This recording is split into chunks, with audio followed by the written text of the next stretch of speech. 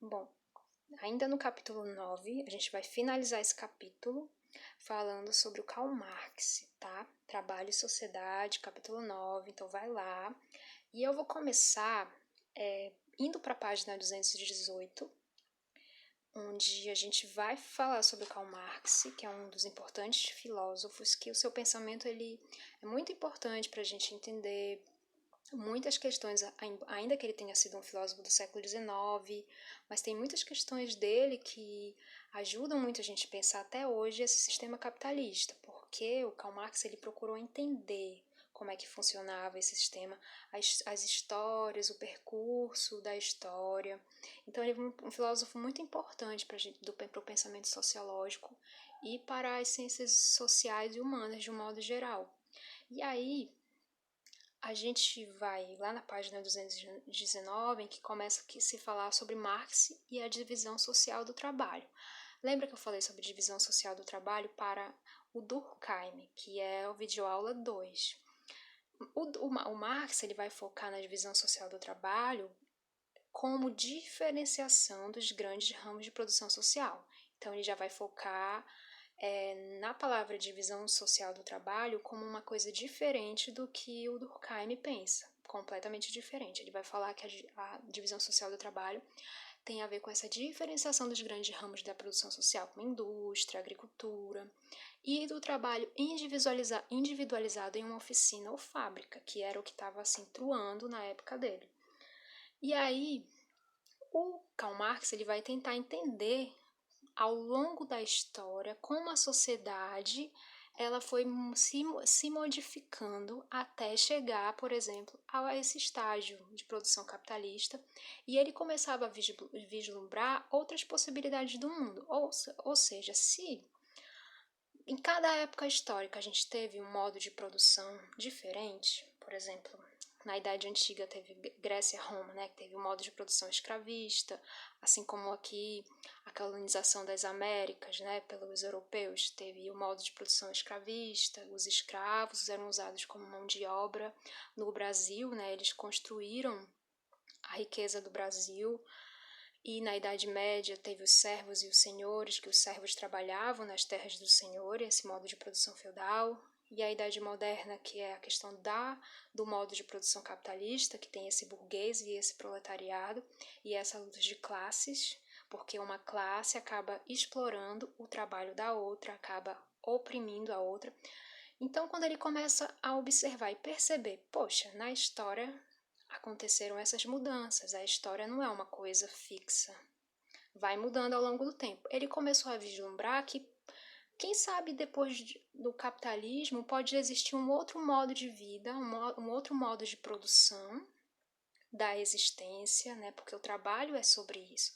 O trabalho é sobre produção da vida, da sociedade, porque a sociedade ela vai se transformando à medida que as pessoas vão buscando formas de transformar a natureza, e elas acabam transformando a si próprias. Então ele começou a vislumbrar que podem existir outros modos de produção que sejam mais justos, né? Que sejam mais igualitários, em que as pessoas não necessariamente sejam exploradas por outras. Então, quando ele começou a estudar a história e perceber que tudo muda, vai mudando ao longo da história, ele começou a pensar, e se fosse diferente do que é o capitalismo, né? Mas é uma questão que a gente vai pensar em outros momentos. Nessa videoaula eu vou focar exatamente um pouco em como o Karl Marx ele vai perceber esse modo de produção capitalista. Mas ainda seguindo, o Karl Marx ele vai perceber que a divisão da sociedade em classes ela tem muito a ver justamente com a posição que as pessoas ocupam no processo produtivo. Ou seja, existem os proprietários dos meios de produção. O que são os meios de produção? As máquinas, as ferramentas, a terra, a matéria-prima, tudo o que é necessário para se produzir as coisas. Os não proprietários, que é justamente, a gente está falando de uma luta de classes, né? A gente bota assim uma luta de classes, aí a gente está falando que os não proprietários são aquelas pessoas que não possuem os meios de produção. E aí, indo para o modo de produção capitalista, a gente tem de um lado a burguesia e de outro o proletariado. E aí, Quem são as pessoas que vendem a sua força de trabalho, o seu potencial humano? Né? Porque o Marx ele identifica 3 elementos no processo de trabalho, que é a força de trabalho, e as pessoas que vendem a sua força de trabalho, o seu potencial humano, são justamente os proletariados, os trabalhadores. E o objeto de trabalho, ele é o quê? Aquilo que vai ser modificado pela atividade humana. O meio de trabalho é justamente os instrumentos necessários, o espaço necessário para se produzir. E quem detém o meio de trabalho é justamente os proprietários dos meios de produção. No caso do modo de produção capitalista, é a burguesia. E aí ele vai identificar como na sociedade capitalista o trabalho tem a ver com essa produção de mercadoria com valor de troca, que está destinado a quê? À venda. E quando uma coisa está destinada à venda, vai ter o quê? Uma geração de lucro. Só que ele vai identificar que esse lucro ele fica com quem? Ele fica com aquele que detém os meios de produção, que são quem? Que é quem? A burguesia. Esses meios de produção que a gente já viu, né? Então, todo esse processo aqui da sociedade capitalista, ele vai identificar uma outra questão fundamental para pensar essa exploração, que é a mais-valia. Que é isso? Uma coisa é o valor que o burguês paga ao trabalhador. Ele paga o quê? Um salário, como se fosse aquele saquinho que ele está dando ali para aquela pessoa. Outra é quanto esse trabalho rende ao capitalista. Quer dizer, o trabalhador ele trabalha uma certa quantidade de horas, só que ele não recebe ele não recebe aquela riqueza que ele criou, entendeu? Ele recebe uma parte daquilo, entendeu? Porque a outra parte acaba sendo apropriada pelo dono dos meios de produção. Então, essa riqueza, que é apropriada pelo dono dos meios de produção, ela não vai para o trabalhador. Por isso que o Karl Marx ele fala, né, de como, quando essa força de trabalho ela é vendida como mercadoria, né, há uma questão do empobrecimento também do trabalhador, mas é uma coisa que a gente vai ver adiante.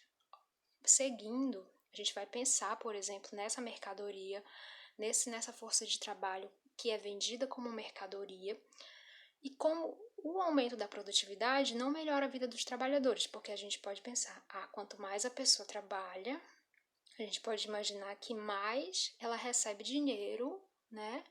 E melhor é a vida dela. Só que não funciona assim, porque quando a gente vai observar que o trabalhador ele trabalha e ele não recebe aquela quantidade, ela não recebe aquela riqueza que é gerada pelo trabalho dela de forma integral, que tem uma parte que é apropriada pelo outro, aí a gente vai entender que não funciona assim, né? Que o fato de ele trabalhar mais não significa que ele vai ter uma vida melhor, né? Muito pelo contrário. Aí a gente observa, por exemplo, esses 2 textos aqui do Enem 2016. Então, vamos analisar bem, entender assim como é que funciona. Às vezes você olha uma questão e diz, é muito difícil, né? Mas tem questões do Enem que envolvem muito mais a nossa interpretação da leitura naquele momento. E aí a gente observa, por exemplo, o texto 1, que é o Cidadão, entendeu? Cidadão é uma música interpretada pelo Zé Ramalho. Aqui tem um trecho dessa música. Se tiverem alguma curiosidade, olhe no YouTube o restante, porque ele vai falar várias coisas interessantes sobre esse tema. E no texto 2 é um trecho do Manuscritos Econômicos Filosóficos do Karl Marx. Então a gente vai ler esses 2 textos para poder a gente responder essa questão. No texto 1, ele fala assim, tá vendo aquele edifício, moço? Ajudei a levantar. Foi um tempo de aflição, eram 4 condução, 2 para ir, 2 para voltar. Hoje, depois dele pronto, olho para cima e fico tonto, mas me vem um cidadão e me diz desconfiado, Tu tá aí admirado ou tá querendo roubar? Meu domingo tá perdido, vou para casa entristecido da vontade de beber. E para aumentar meu tédio, eu nem posso olhar para o prédio que eu ajudei a fazer. Então, essa pessoa que trabalha na construção civil e ajuda a erguer um prédio, ela vai, olha para o prédio e uma outra pessoa diz: Ei, o que tu tá fazendo aí? Tá querendo roubar? Então isso deixa essa pessoa entristecida, porque é olhar para uma coisa, é não poder olhar para uma coisa que ela ajudou a fazer. No segundo trecho, o Karl Marx ele vai falar: o trabalhador fica mais pobre à medida que produz mais riqueza, e sua produção cresce em força e extensão. O trabalhador torna-se uma mercadoria ainda mais barata à medida que cria mais bens. Esse fato simplesmente subentende que o objeto produzido pelo trabalho, o seu produto, agora se lhe opõe como um ser estranho, como uma força independente do produtor. Vocês percebem uma coisa? No primeiro texto, a gente está observando que essa pessoa que ajudou a construir aquele prédio nem sequer pode olhar para o prédio, porque quem sabe é uma pessoa pobre, sei lá, tá com aquela roupa inadequada, quem sabe aquele é um prédio de luxo, ou um shopping, ou alguma coisa assim, e essa pessoa já é vista com desconfiança, por conta das suas roupas, do seu jeito simples, mas essa pessoa ajudou a construir aquele prédio. Então vocês percebem como é que funciona esse sistema em que a força de trabalho ela é uma mercadoria, porque ele foi contratado por uma empresa para construir, ajudar a construir aquele prédio. Então ele recebeu o salário e foi embora, pronto. Não tem nada a ver mais com aquela construção. Mas percebe como aquela construção é fruto do trabalho dele, entende? Então aquela construção é como se fosse parte dele, porque as suas energias elas foram dadas para fazer aquilo ali. Então tem assim uma coisa que quando se olha para aquele prédio chique, de luxo, não se percebe. O que é que não se percebe? Que ali foi empregado trabalho humano para se construir, né? E isso não é percebido. Só é percebido a condição social daquele homem que não pode acessar aquele prédio. Então é justamente disso que a gente está falando. No texto 2, que o Karl Marx fala que o trabalhador ele fica pobre à medida que produz mais riqueza, é justamente o que? Essa valorização do mundo das coisas, enquanto o mundo dos homens, o mundo da humanidade, a humanidade de um modo geral, ela o que? Se desvaloriza. Então, esse homem, ele se torna uma mercadoria ainda mais barata à medida que cria mais bens. É muito comum que se valorize.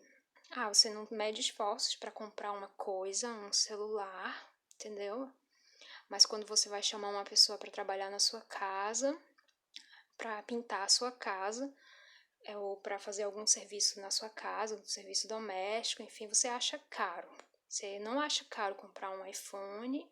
Tem gente que tem esse pensamento, não é caro comprar um iPhone, mas a pessoa acha caro contratar uma pessoa para limpar a casa dela. Então é muito esse pensamento da desvalorização do próprio homem, entende? Tá muito com base nesse pensamento aqui, que a gente pode encontrar aqui. Bom, aí com base nos textos, a relação entre trabalho e modo de produção capitalista é a letra A, letra B, letra C, letra D, letra E. Gente, eu vou já dizer qual é a questão, tá?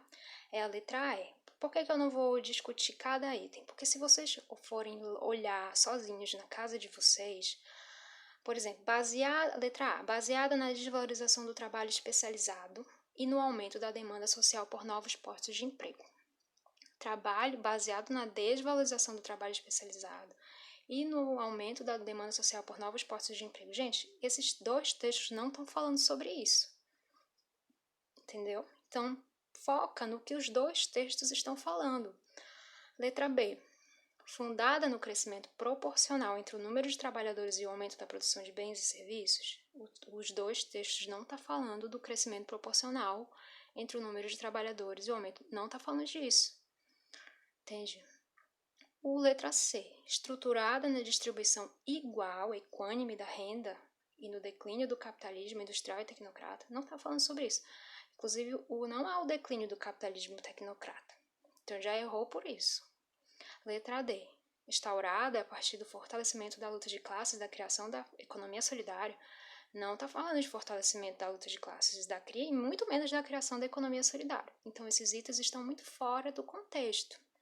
O item que está mais por dentro do que a gente está falando aqui, dessa relação entre trabalho e modo de produção capitalista, é o item E, que é derivada do aumento da riqueza e da ampliação da exploração do trabalhador, porque à medida que a riqueza aumenta, essa exploração do trabalhador também aumenta. Justamente é sobre isso, tá? Então, deem uma olhadinha direitinho lá, caso, mais com calma, se vocês tiverem alguma dúvida sobre esses itens. Muitas questões do Enem é muito interpretação dos textos, tá? Bom, alienação do trabalhador. O que é que vem ser alienação? Essa palavra tem muito a ver com o quê? Estranhamento, algo que não pertence.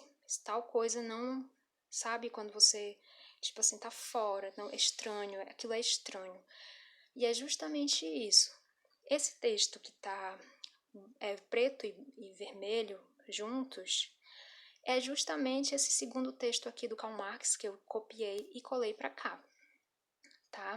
Porque essa frase que está em vermelho, que diz o objeto produzido pelo trabalho, o seu produto, agora se lhe opõe como ser estranho, como uma força independente do produtor, é justamente esse processo de alienação do trabalho, que é quando o indivíduo, a pessoa, ela não percebe que as mercadorias, elas resultam do seu trabalho.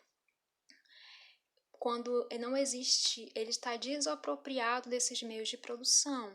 E quando ele está lá trabalhando, na execução daquela coisa, é como se as energias dele não pertencessem a ele. Pertencesse àquele, então ele está realmente alienado dele, está estranhado de si mesmo. Ele é como se ele não pertencesse a si mesmo nesse processo de trabalho.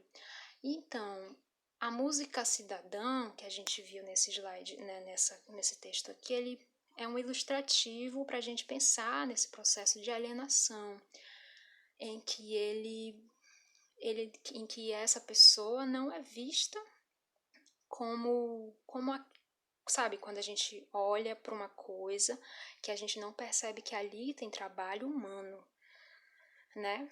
E sobre essa coisa também de não haver controle sobre o processo de trabalho.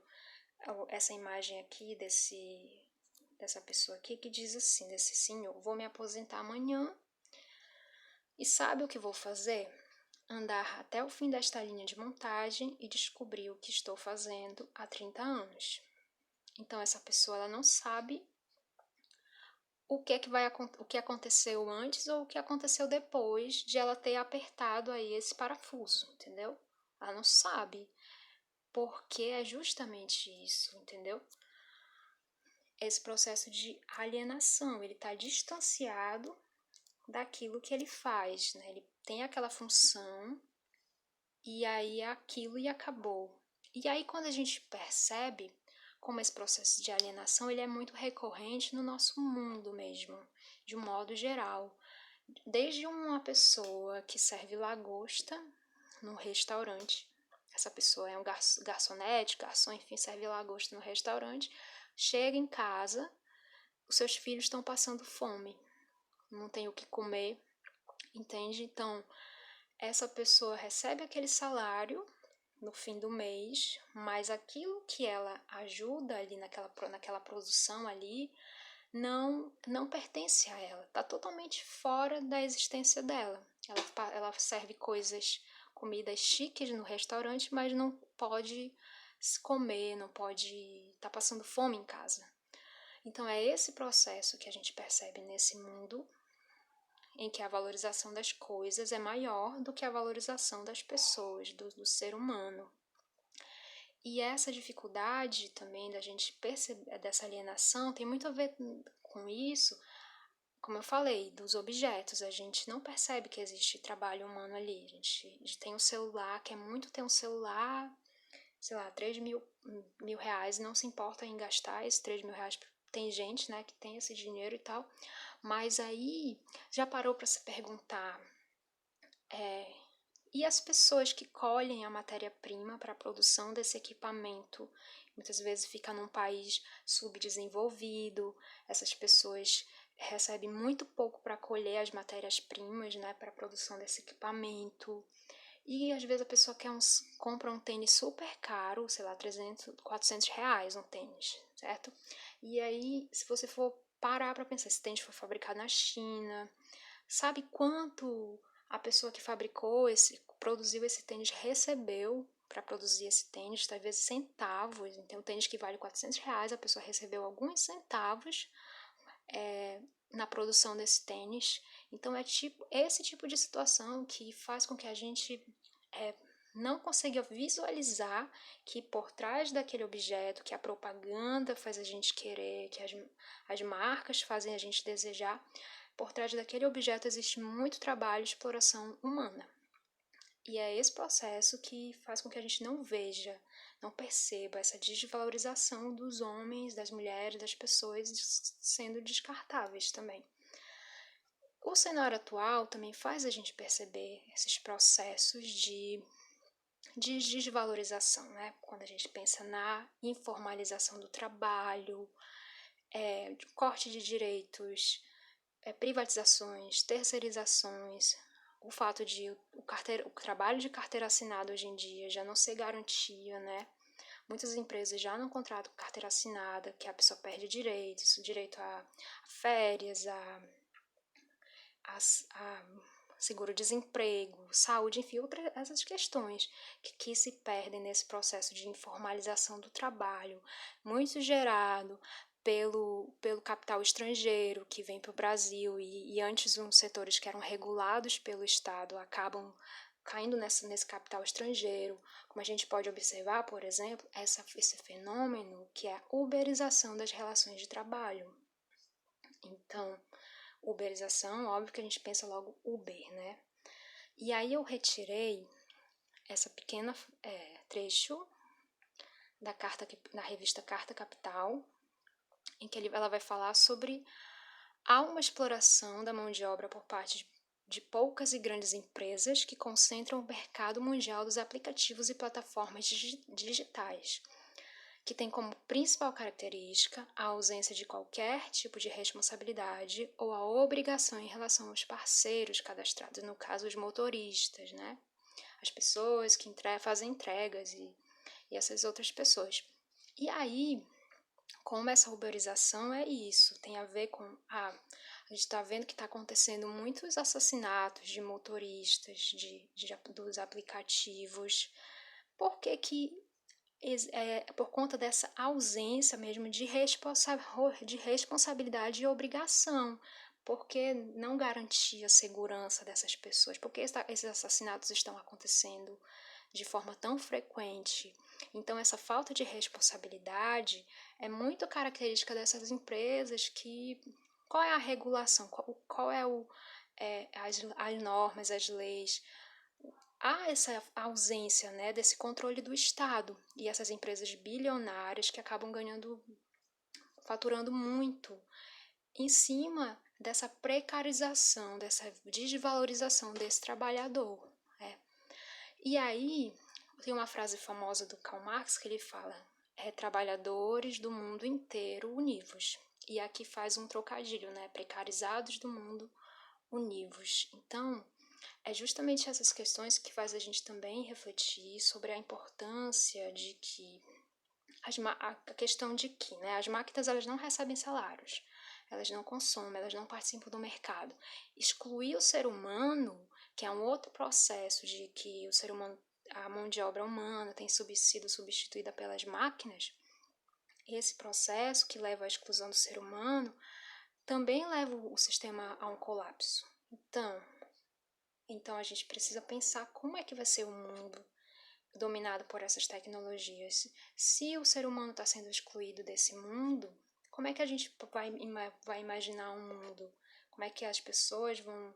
Como é que vai ser a vida das pessoas, né? E a gente pensa, por exemplo, em formas, em maneiras que possam ser uma alternativa a esse mundo, para evitar esse colapso, para evitar esse fim do mundo, né? Adiar esse fim do mundo, né? E aí a gente pode pensar, por exemplo, na economia solidária, que tem a ver com esse princípio da igualdade, da cooperação, desse modo de produção em que os tanto não existem os patrões ou os empregados, tanto todas as pessoas elas são responsáveis pela gestão daquela organização, e essa defesa de um consumo que valorize o local, a produção local, que valorize o que se preocupe com o ambiente. Então, todas essas questões a gente precisa pensar para que esse mundo não entre em colapso. E como já tem acontecido várias situações ao redor do mundo que fazem a gente repensar que é necessário existir outras formas de organização que possam fazer com que a gente se torne um mundo melhor e uma sociedade mais humana. Então é isso. Próxima semana eu vou passar exercícios sobre esses 3 autores, Karl Marx, Weber e Durkheim. E valeu!